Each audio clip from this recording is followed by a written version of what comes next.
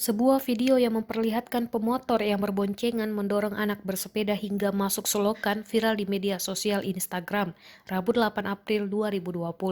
Unggahan tersebut dibagikan oleh pemilik akun Instagram @koalisi pejalan kaki. Hingga Sabtu 11 April 2020 siang, unggahan tersebut telah dilihat lebih dari 28.000 kali.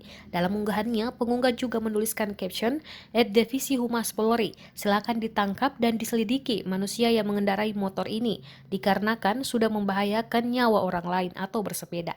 Berdasarkan penelusuran kompas.com, lokasi kejadian berada di Koja, Jakarta Utara. Mengonfirmasi informasi tersebut, kompas.com menghubungi Kanit Reskrim Polsek Koja, AKBP Andri Suharto. Andri mengatakan kejadian tersebut benar terjadi di wilayah Koja, Jakarta Utara pada Maret lalu.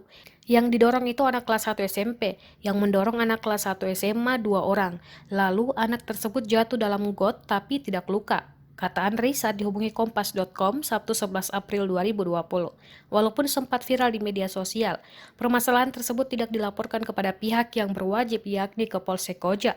Kendati demikian, kata Andri, keluarga korban tidak terima dan meminta pelaku untuk meminta maaf kepada korban. Kemudian pelaku juga berjanji tak akan melakukan perbuatan lagi. Lebih lanjut, Ibu Andri, bila ada yang mengatakan bahwa kedua belah pihak dimediasi di Polsek Koja, hal itu tidak benar. Menurut Andri, kedua belah pihak telah sepakat untuk menyelesaikan permasalahan tersebut secara kekeluargaan. Selain itu, inisiatif tersebut menurutnya juga sangatlah bagus dikarenakan pelaku dan korban masih di bawah umur.